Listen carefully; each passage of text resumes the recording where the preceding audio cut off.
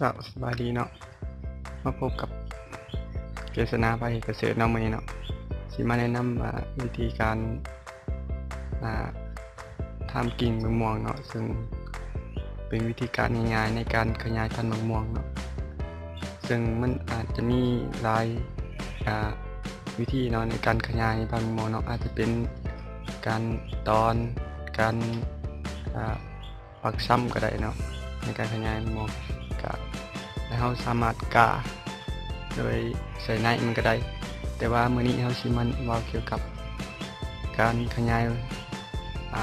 พันธุ์มะม่วงโดยวิธีการทำกิ่งเนาะซึ่งจะเป็นมะม่วงพันธุ์ใดก็ได้เนาะที่เราจะนำมาแบบว่าขยายโดยที่มะม่วงต้นหนึ่งสามารถมีพันธุ์มะม่วงได้หลายพันธุ์เนาะเพราะว่าจะเป็นมะม่วงกระสอมะม่วงโตดมะม่วงหลองมะม่วงซ้ำฤดูแบบมะม่วงน้ำผึ้งประเภทต่างๆเนาะซึ่งคือสมมติว่าเขามีต้นมะม่วงแบบว่ามะม่วงโตด ขออภัยเนาะซึ่งมีต้นมะม่วงโตดเนาะเขาอยากได้มะม่วงซ้ำฤดูมะม่วงกระสอเนาะในต้นเดียวกันก็สามารถได้เนาะซึ่งวิธีการในการขยายกับบ่ยากเนาะขั้นตอนในการเฮ็ดเนาะสำหรับสิมาเว้าขั้นตอนเลยเนาะก่อนอื่นเนาะเราต้องมีอุปกรณ์เนาะคือ1กิ่งมะม่วงเนาะหรือว่ากิ่งพันธุ์เนาะกิ่งพันธุ์ที่เราจะนำมาขยายในต้นมะม่วงเนาะคืออาจจะเป็นมะม่วงซาบะดูว่ามะม่วงโตนก็จะเป็นได้เนาะอันนี้ที่เรานำมานี่แม่นมะม่วงซาบะดูเนาะซึ่งเราจะมาขยายใช้ตัวนี้เนาะตัวนี้มันเป็นมะม่วงมะม่วงหล่องเนาะแต่เราจะได้ซาบะดูอยู่นำต้นตัวนี้คือมีกิ่งพันธุ์เนาะแล้วก็คัตเตอร์แล้วก็ที่นี่ผ้าเทปเนาะแล้วก็อันนี้ก็ผ้ากอดกาวที่อยู่บ้านในเตือนเลยตัวที่ก็จะแพ็คอาหารเนาะใส่ถ้วยใส่นั้นป้องกันการบูดแล้วนั้นแต่ว่าปกติมันจะเป็นอันยาวๆเนาะแต่ว่าเรามาตัดให้มันน้อยลงซื่อๆเนาะเพื่อง่ายในการขยายเนาะ ฉะนั้นเราสิมาบอกวิธีกันเลยเนาะก่อนอื่นเราต้องเลือกกิ่งพันธุ์ที่เป็นอะไรวะมีตาเนาะที่มันจะสามารถแตกยอดได้เนาะในการเลือกกิ่งพันธุ์เอาตาที่แบบว่ามันตายนะแบบว่ามันบ่สามารถขยายได้เราต้องเลือกตาที่เป็นแบบสามารถแตกยอดได้เนาะขั้นตอนที่1เนาะการเลือกเนาะอีกและที่ตัวที่2เนาะเอามาเลือกงาที่จะเอาเนาะว่าเขาสิเลือกงาไว้ใดในการขยายเราสิเลือกงานี้เนาะในการขยายตัวนี้เป็นวิธีการเลือกเนาะตัวนี้เนาะเป็นวิธีการเห็ดเนาะก่อนอื่นเราต้องกรีดปากตัวนี้ก่อนเนาะโดยใช้คัตเตอร์เนาะในการ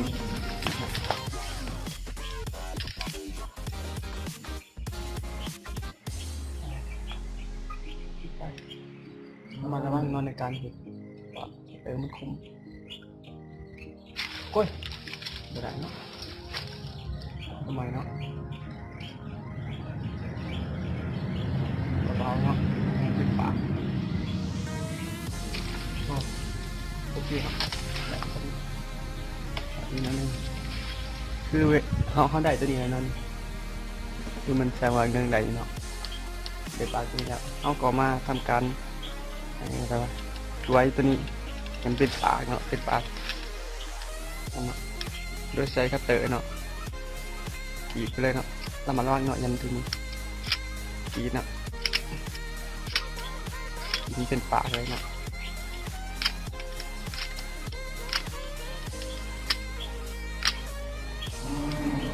จะเป็นลักษณะแบบนี้เนาะเป็นรีมแบบนี้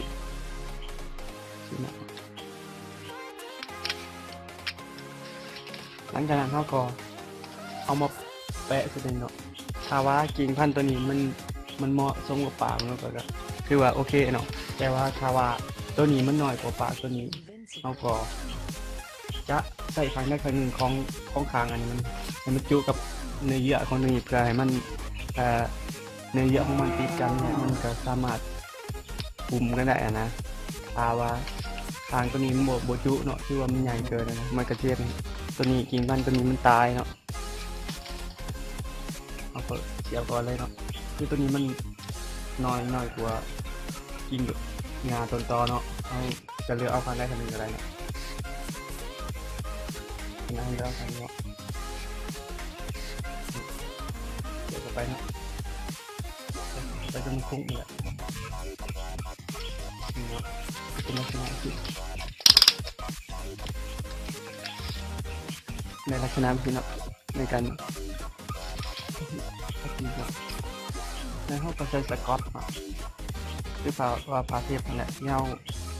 ถ้าเราบ่มีเนาะเราเอาผ้าเทปที่เขาเจ้าเขียนสายไฟก็ได้เนาะกับอันนี้กับผ้าเทปเขียนสายไฟอย่างไรเนาะแต่ว่ามันสิมีผ้าเทปเฉพาะการตอนกิ่งเนาะแต่เราบ่มีเนาะเราสิใช้ตัวนี้ในการช่วยในการตอนเนาะเนาะหลังจากนั้นเขาก็เครียดเนาะเครียดเป็นปากมันเครียดเป็นลุมเนาะเป็นเลยเป็นปลาเป็นอย่างนั้นเลยเนาะอย่าลืมว่าต้องให้ปากตัวนี้มันจุกันเนาะในการเขาใส่มือเขาคงลงเป็นปลาเครียดมันยึดปากกันที่เขาปีเนาะ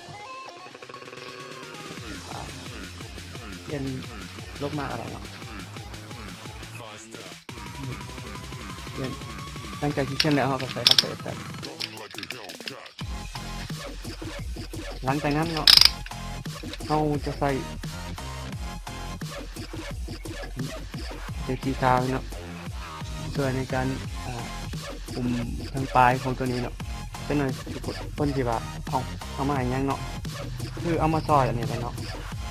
มาซอยคุ้มมันคือตัวนี้มันเป็นบางเนาะบางกว่าทงยางอีกเนาะนี่เป็นเอาก็เก็บมันง่ายๆจริงเนาะจิ๋วกว่าเนาะจิ๋วแล้วเขาก็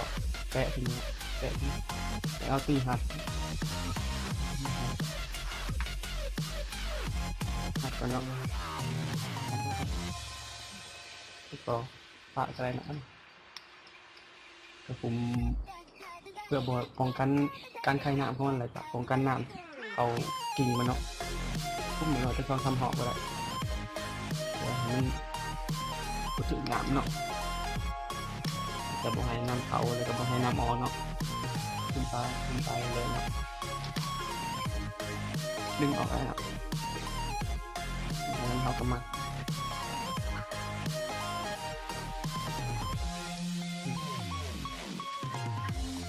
จะคือว่า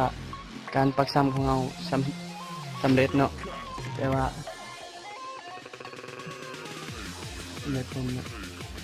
คือตัวนี้มันจะบ่เกิดการคายน้ำในเหงาะของมันเนาะจะเห็นเหงาะมันบ่เสียน้ำไปแล้วก็อีกอย่างก็ป้องกันแสงเนาะเราเลือกขาแสงเขาร้ายมันกระเทียมเหงาะมันตายเนาะคือตัวนี้เขาเปล่าไว้ประมาณ2 ทิศหรือว่าเดือนหนึ่งอะไรเนาะให้สังเกตเห็นแหละเหงาะของมันนี่จะแตกงอเนาะแตกอันทุ่งยางที่เขาพันนี่เนาะเวลาเหงาะมันออกมามันก็สามารถแทงอะไรเนาะเพราะว่ามันเป็นผายางอ่อนนะผายางอ่อนเลยมันก็สามารถแทงได้โดยที่เราไม่ต้องปาดตรงนั้นเลยเพียงแต่เหงาะมันออกมามันจะทังเลยเนาะมันจะทังสอดทุ่งยางเลยโดยที่เราไม่ต้องเบิ่งยังมันเลยเนาะกาสิพาไปเบิ่งโตที่เฮาอันนี้ก็ทับกิ่งบางก่อนเนาะว่ามันได้ผลหรือบ่เนาะเจ้าเนาะก็คือตัวนี้เนาะที่เฮาปักซ้ำได้ประมาณ สองอาทิตย์หรือว่าเดือนปลายนี่แหละประมาณนี้แหละมันก็สามารถแตกยอดนอนเขาก็ใส่ผ้าในคือกันเนาะแต่มันเป็นสีขาวคือผ้าเทปสีขาวก็สามารถได้กิ่งพันธุ์เนาะคือตัวนี้มันเป็นอุโมงค์3ฤดูเนาะในการปักชำของเราจะคือว่าเห็นผลเนาะในการปักชำของเราก็ใส่ลายเหยาะเนาะแต่ว่าเหยาะตัวนี้มันติดมันก็ลายเหยาะดูบางเหยาะก็ตายบางเหยาะก็คือเนาะแต่ว่ามันก็ขึ้นกับความชำนิชำนาญของเราเนาะมันก็ลองผิดลองผือแหละเพราะว่าเฮากับมือใหม่เนาะแต่ว่าคือว่าได้ผลเนาะคือเฮาทดลองตัวจริงให้เห็นเลยเนาะว่ามันสามารถขยายพันธุ์ได้แล้วสิพาไปเบิ่งยอดต่อไปเนาะตอนนี้เนาะยอดที่2ที่เฮาปักซ้ำเนาะตัวนี้ก็ยังได้เนาะคือว่าติดเนาะตัวนี้ก็ถือว่าสำเร็จเนาะในการปักซ้ำของเราก็คือว่ามีตัวนี้เนาะฝากกดไลค์กดแชร์เนาะฝากกดติดตามช่องเราเนี่ยเพื่อให้เรามีกำลังใจเนาะทำคลิปต่อไปขอบใจสวัสดี